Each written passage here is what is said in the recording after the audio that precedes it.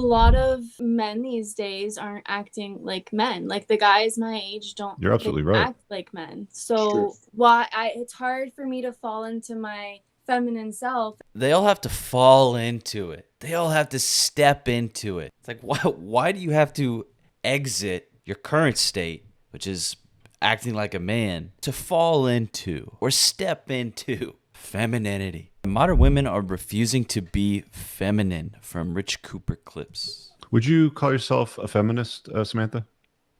I think Boss I think girl or anything like that? there's a lot of toxic femininity in the world, and um, you know, I Look at the girl's face. I have this conversation with my little brother all the time because he's 19 and he's growing up in a world where a lot of young men are like they're terrified of women, because we are becoming a lot more independent, and and I feel for the men of the younger generations because I think it's a little bit challenging, and they really they're not it's not really easy for them. So in Well, that you, regard, it's interesting that you say that because I mean, like you you talk about the traditional sort of feminine cues and like the toxic version of feminism, but the conversation you have with your brother with the difficulties that he deal with, like you say that women are becoming more independent, but I would say that women are becoming more like men, right? And when women become more like men, like oftentimes we'll ask, women like, well, what do you bring to the table? And she'll say, well, I've got my own house, my own car, I have my job, my degree, and I'm fun. And it's like, they basically just describe a dude, right? And they've gone and created a life for themselves where they've got their job, they're working towards their investment. So they have the passive income with with the real estate, and, they don't need no man, they don't need a relationship, but if it happens, it happens, sort of thing. Like that, like that's a typical avatar of most gals out there that your younger brother's, going to end up dealing with. Can I make a point on that real quick? Yeah, go ahead. A lot of men these days aren't acting like men. Like the guys my age don't You're they absolutely don't right. act like men. it's true. So it's hard for me to fall into my feminine self and have that urge to take care of, someone who's taking care of me when they're not taking. You notice how they all have to fall into it. They all have to step into it. It's like, why do you have to exit your current state, which is acting like a man, to fall into or step into femininity? It's so ridiculous. Care of me when it's not, you know what I mean? It's not. Yeah, you're absolutely right. The bar has come up to even because males are not actually keeping up with that standard. Is that a hand tat? As boys, Uh, males it looks like it. are not actually keeping up with that standard, and I can't fall into my feminine, I guess, traits if I have to. It's a real problem, isn't it? To keep my mask on because I'm coming home to a guy who doesn't want to talk to me, doesn't want to look at me, doesn't want to help with anything, isn't making more money than me, is coming home with the same money as me, but doesn't want to do anything and can't provide anything special to me. So I now have to provide for myself. Right. So Yeah, it's a real problem. Yeah. So what's the both. solution to that? Well, if men want a woman to be more feminine, then he needs to be more masculine. So it's men's fault. I'm not saying it's men's fault. That's exactly what she's saying. And before we continue, I just would like to add, notice how she talked about how this guy isn't making more money than her. If he's not making more money than me, it seems like they don't understand that whenever they start making more money, they are losing the leverage. And they don't like that at all. But let me explain. If you're a woman and you're making more money, well, then your options are going to decrease. Because now you need a man who makes as much money as you, preferably more. But the guys you're after, they don't have that requirement. So specifically for women like this, you don't get to come in and say, I'll be feminine as long as you're masculine. That's operating in a position of leverage. But if you're a woman who needs a man to make as much money as you, preferably more, and those men don't have that same requirement in the women they're looking for, then they have the leverage, not you. So you definitely don't get to come in acting like, oh well, I'll be a woman if you act like a man. That's acting like you have leverage to call the shots here. You're But saying that it starts with men. That's what she's saying. if I'm with a man where I feel like I can't hang up my my boss lady attitude or whatever, then it's one of those things where it's like it's a give and a take. And for sure, me personally, I come in giving more than I probably should. So that's why I don't really fall into the super feminine role so quickly right away. It's kind of like, well, what do you have to bring to the table before I kind of fall into what I have to bring to the table? But I don't really know what the solution to that would be. I don't really have a solution. I've the picked wrong up way to so approach it. far my approach. It's your femininity should not be conditional. Our masculinity is not conditional. We are expected to be masculine no matter what. There's no man that goes into a relationship or romantic interaction with a woman saying, well, I need you to be in your feminine so I feel comfortable with being in my masculine. Mm-hmm. Men, no matter what, have the burden of performance, and we have to be masculine no matter what. So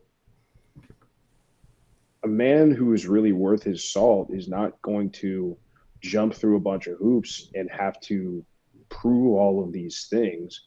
He's busy out proving himself in the world every day. He's out busy fighting far bigger battles and far bigger stress. And so to come home or have to then go to a woman and then have to continue to fight and demonstrate masculinity and go to war and be more combative. I mean, guys are just not going to be around and stick around for that kind of stuff. I mean, you're women going into relationships saying my femininity is conditional is a So stupid. It's so dumb. wrong way to go about things. It's as So if dumb. like,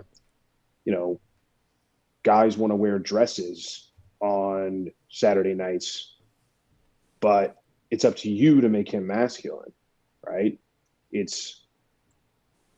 I don't understand really that approach where it's a guy's job to always be on, whereas It's a very coming difficult.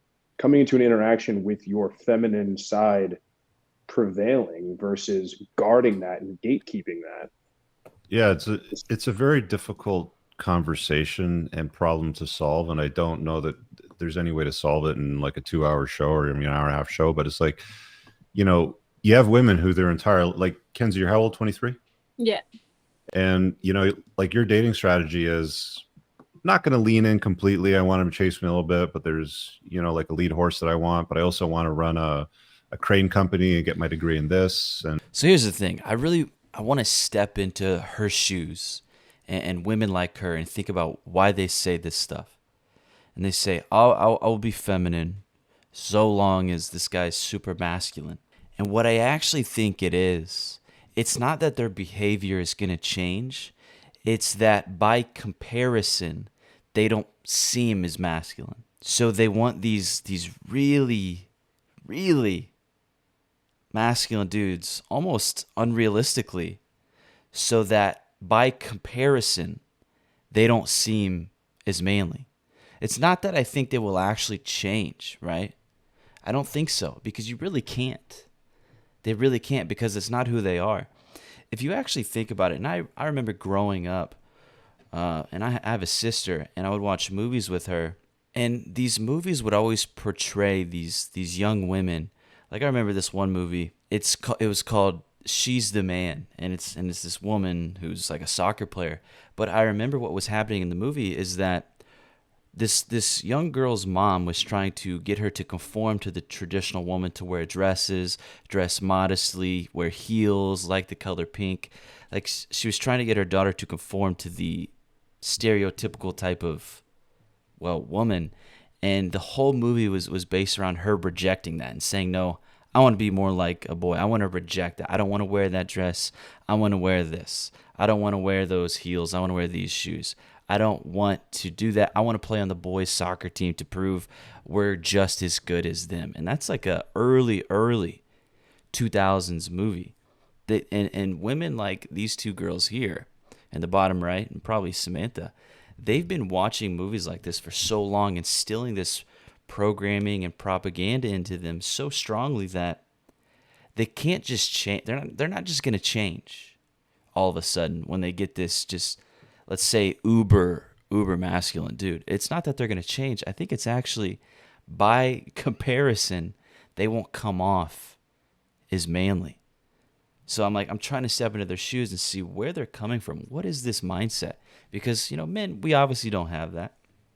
And it is true that men are the leaders most of the time.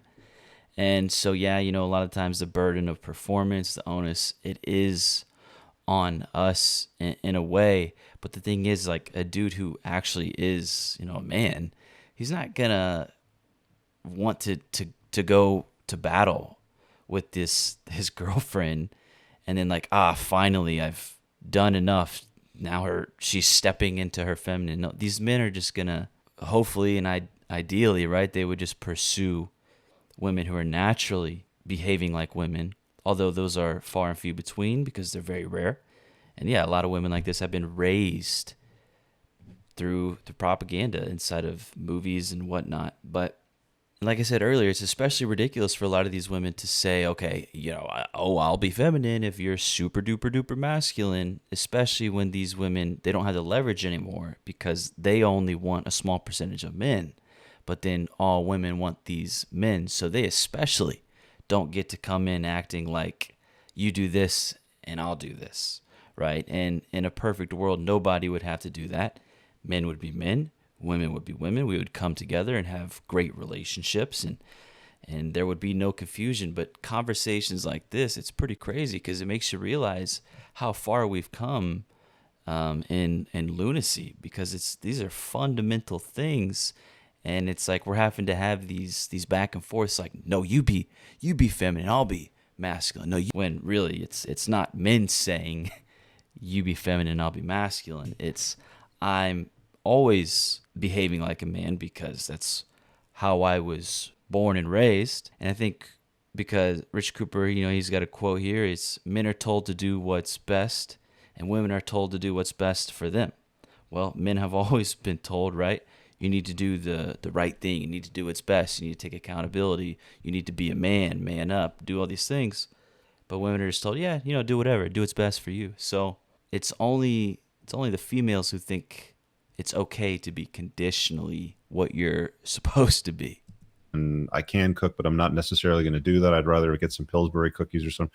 Like it's flopping back and forth. And I feel like that came across so wrong because you were no. I'm just sort of like summing up some of the talking points that we've had. Like I'm not trying to put you in a corner here or anything like that, but I'm just trying to sum up some of the points so that we as a conversation and the viewers can get this. But it's like, and then how do you turn that off? Like, how do you turn off what you've been programmed to be? Exactly. Right. Like you've got some tattoos on your body too. Like tattooing your body is a very masculine sort of trait. It's only in recent history that women have been, tattooing their body. Right. So it's like women have adopted a lot of these characteristics and traits and decisions that conventionally men have been choosing in the past. And you're absolutely right.